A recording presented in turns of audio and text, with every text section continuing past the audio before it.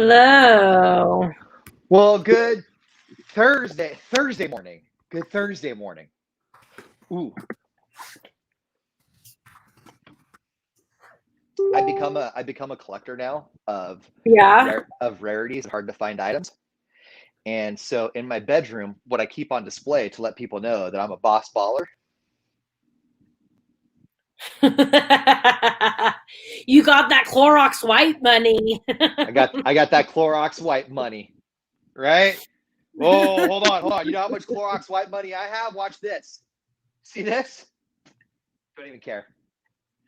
Actually, that'll stay on the floor. Let me go grab that real quick. We don't want the floor stained. What are you up to today? I don't know. I got to get caught up on some work in the garage. Good morning, Nathan I've from been putting Australia. that. Hi, Nathan. Hey, Nathan. You hit me up about the stuff I was supposed to send you. I still haven't sent it to you. When you and I and all of us first started talking is when all of this madness stuff kind of started happening in my life. So I have not forgot about you. I have not been ignoring you. I've just been going through a lot of stuff where I just don't really want to talk to a whole lot of people. And you fell under those crosshairs, and I apologize, buddy. But you're a nice guy, and I mean that. And I wasn't ignoring you, guy. I just had some stuff going on. Good morning, Lana. How are you? Hi, Lana. How are you? I bet she was getting hit up a lot with insurance claims. Lana's my insurance agent with all those fences falling down and stuff yesterday. Oh, yeah. I want to go out front and see if that tree is still in my front yard. But from what I've read, I don't know if that's correct. Wouldn't it be cheaper just to get the fence fixed yourself than do the deductible? Maybe Lana would know better than I would. Oh, it depends on what your deductible is, because a brand new fence can cost a couple grand. So if you have a deductible of like $500, it would probably be cheaper to have the fence put in. But then I don't know what your insurance rates go up on that. Like, I don't know what the payout is on that or what the increase is. How do you spell Graytopher? Graytopher, is that like Christopher, but with gray in the beginning? Am I saying that right? Graytopher Mercado? Ooh, that's an exotic name. Ooh. We have a ton of snow. The kids' school was canceled again today. Head out to my front yard here real quick. See if that tree is still there. It's catastrophic loss, so it won't count against you. Going back and getting you. What's that? Lana says it was a catastrophic loss, so it won't count against you. Oh, okay. Let's see if this tree is still here. I don't even know what you're doing right now. I wasn't really paying attention. What are you going outside to do? I'm gonna see this tree that fell down. Oh, okay. Big one. It is a big one. Is that a pink umbrella? Purple umbrella? It sure is. That's what they wanted at the you did half of that? You see that? Yeah, that's crazy. Hey, Bob, how you doing? Any cars or anything out there? No, they got to go all the way around. How you doing, Bob? I'm just glad we're doing show stuff. Yeah, no, nobody was hurt. It was this happens like once a year. Something from this tree falls off. It's a huge tree. So like nobody got hurt, right, Bob? Okay, cool. I feel good about showing it. Hey, I'm good one. Yeah, that was our tree. It went down really bad. Now I got to put the camera back on me. Here we go. Are you there now? All right. Sorry, I'm writing back one of our radio family members on the other page. Okay, so I'm glad nobody was hurt, and I'm glad it didn't fall on any cars or anything. Yeah, me too. No cars were damaged. I had a tree fall on my truck one time, but it fell on the camper shell, and I was trying to find a way to get rid of the camper shell anyway, but it was costing a lot of money to have somebody take it. Nobody wanted to buy it. So the tree fell on it, so then I was able to get rid of it. So it's summer in Australia, Nathan says. Nathan, this is what we're looking at.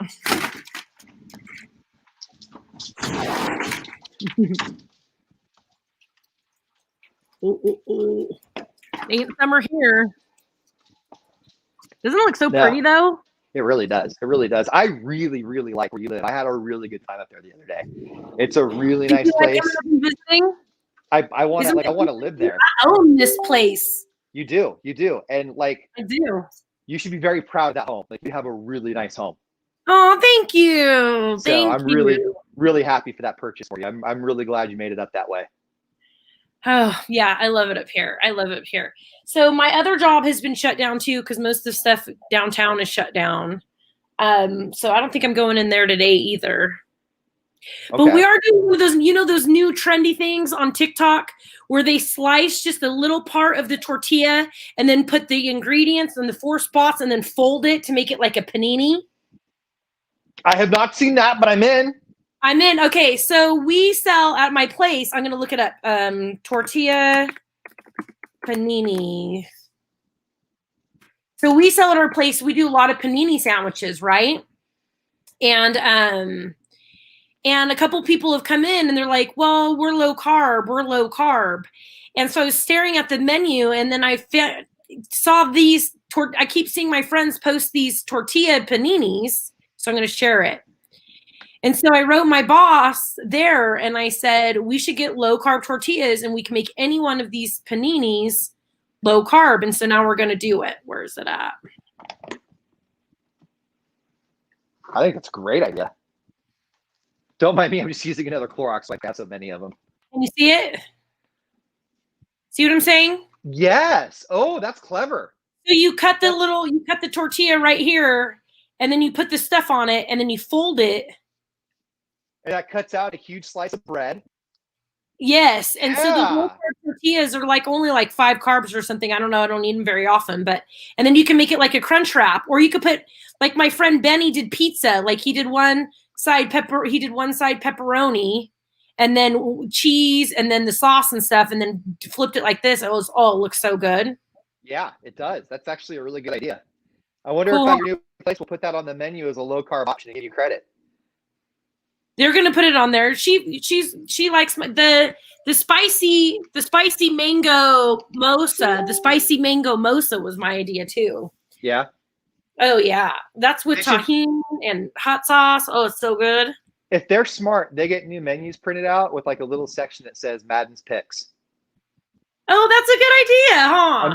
I'm telling you, if they want to capitalize on who they have working there, they need a little section on that menu with your picks.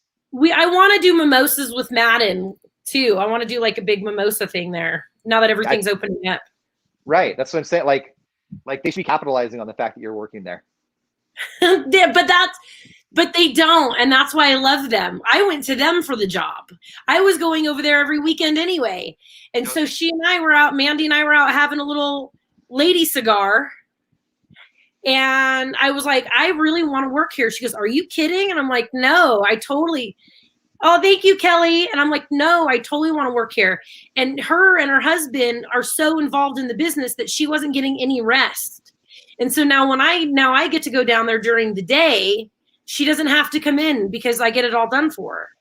That's honestly, that's how, like I know I've said this before and we talk about it from time to time, but my family had a restaurant for a few years and that's legit how it goes. Like if it's a family restaurant, you're there from open to close unless you're staffed right, because it's the hardest work you'll ever do.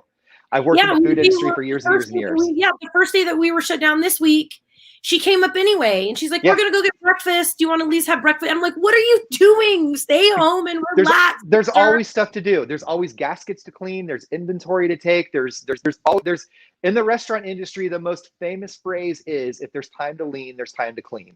And that's just how it is.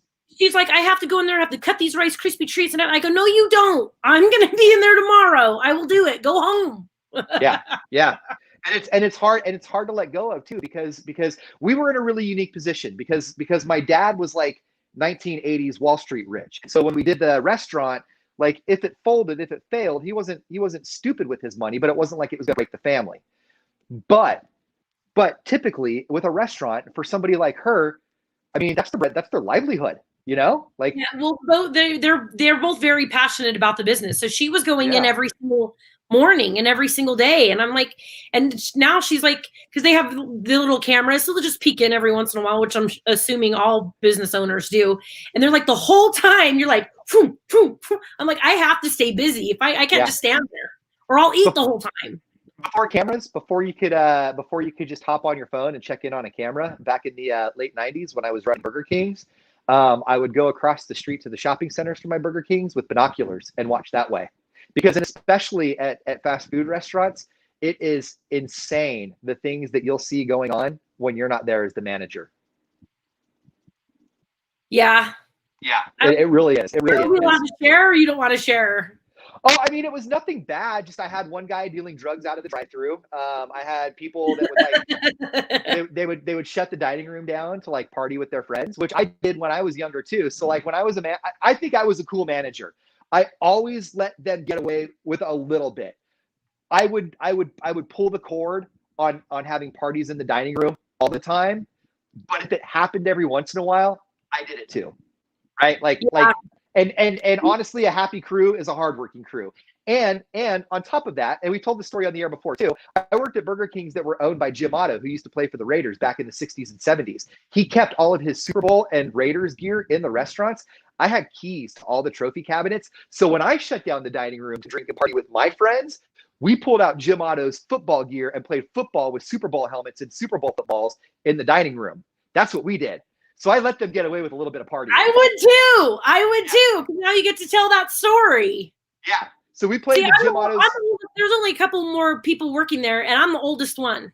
Right. And from what I heard, like good help around here is harder to find, but I like everybody else who works there too.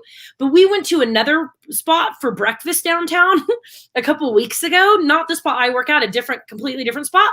And this one woman was like running around doing the stuff, and I could overhear her, and she wasn't bad mouthing. The cook had asked, like, where is so-and-so? Let's call her Rebecca, Yeah. Who's Rebecca? And I hear her whisper, but I'm totally ear hustling, going, I don't know. She was supposed to open and she hasn't shown up yet. Right. So then this girl comes in like an hour and a half late. Her hair is still wet, comes behind the bar, doesn't apologize. She doesn't even care. And I look and I'm like, whoa, right? And they're like, good help is super hard to find around here.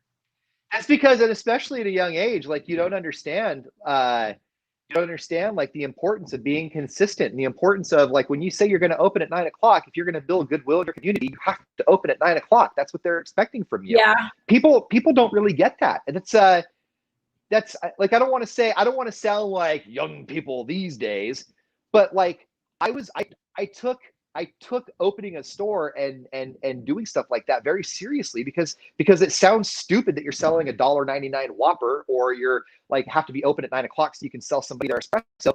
But that's part of their routine. You're building faith in your customer base. Yeah. Yeah. If this job ever goes away and we're not working in radio again, I know it sounds stupid. I'm very passionate about food and the food industry, and I'm passionate about the service industry. It makes me feel good to provide really good customer service. And I'm probably going to go back to that if this ever goes away. Yeah. Like that was fun for me. I'm already looking at restaurants up here that I want to open up. Like I already have ideas. I'm excited. Because also too, and I know you haven't worked in very many restaurants. I just told you that too, that I was going to do that. I know you haven't done like a whole lot of restaurants out like food restaurants. You know what I mean? Like with a back kitchen that's hustling and bustling. But when you get in one of those scenarios, it's fun and time goes by so fast because you've got people. I've said on the air a million times that I would never serve anybody, but I'm having a blast. Yeah, because if you're in a good spot, like I came up and saw you yesterday, you had good people there. And honestly, and I wanted to mention this to you yesterday, but you had a lot of people around you. I thought that you were perfect for what you were doing because you had customers. And when the customers came in, you did exactly what I think people look for when they go to those little mountain town spots. You entertained, you hosted, you talked like nobody in there. And I get the feeling that if somebody looked at you and said, hey, we're not going to have a conversation between ourselves, you would have been totally cool. But nobody in there was left to their own devices. You made everybody in there feel super, super welcome. Oh, thank you. So I just like that was the first thing I noticed is that you were a legit hostess when you were there. And I thought that was really impressive. That's the hardest thing for me is that I have to remember that they're like, if it's a couple or people, like they're there to talk among themselves. Like, I feel like I have to come over and be like, are you guys okay? How was your day? Are you guys from here? Like make like full conversation. Yeah. But you'll notice that I noticed for me, what I would do when I was serving tables, and at Denny's, it's a little different, but you still get people in there that are having coffee dates and getting to know each other. And the way I would look at it is when I was working late nights, if I saw a couple sitting and they weren't really talking, then I would go talk to them. If I saw a couple sitting and they were talking closely together, then I knew they were sound as a pound and I just needed to make sure their coffee cups were full. But outside of that, Yeah, I thought you hosted that room really well. Thank you. That means a lot to me. I want everybody to Welcome. come up and see me when they come up. Message me and I'll let you know what days and stuff. This week it's touch and go this week. I'm just waiting every day for Mandy to write me and be like, are we coming up? Are we coming up? And she still came up to check on the shop yesterday. And then I wrote her and I go, let me know when you made it home. She goes, I should not have been up there. It's not safe for anybody to be driving around there. And I'm like, I know. Did you see me trying to back out of your driveway? And I used to drive in the snow all the time, and I had a part where I'm like, oh crap, oh, this isn't going to end well. And then I looked, and you had like that little concrete block where you drive up, and I'm like, okay, my tire's going to hit that if I lean forward a little bit. So I'm mostly okay. Like I knew I wasn't going down the hill. I just didn't know if I was getting back up the hill. No, getting up that driveway is a hard thing to do for sure. It really was. It really so was. I'll let you know if I do that. Joe has the kids this weekend, so I might actually work extra if they're open this weekend. In the 8 o'clock stream, can I go over all the different dating apps that I have? Sure. Because it's an S show. It is an absolute S show. I know. And I feel like I don't have to tell you that because you know. Yeah, we'll talk about it in the 8. All right. Bye. Bye, guys.